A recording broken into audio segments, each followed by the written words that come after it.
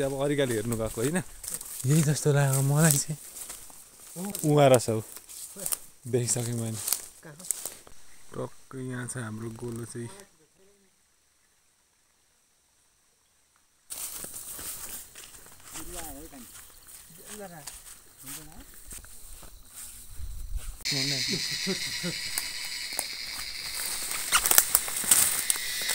रागै दिएको मिलाएर हाल्दै म यत्तिकै छ हेर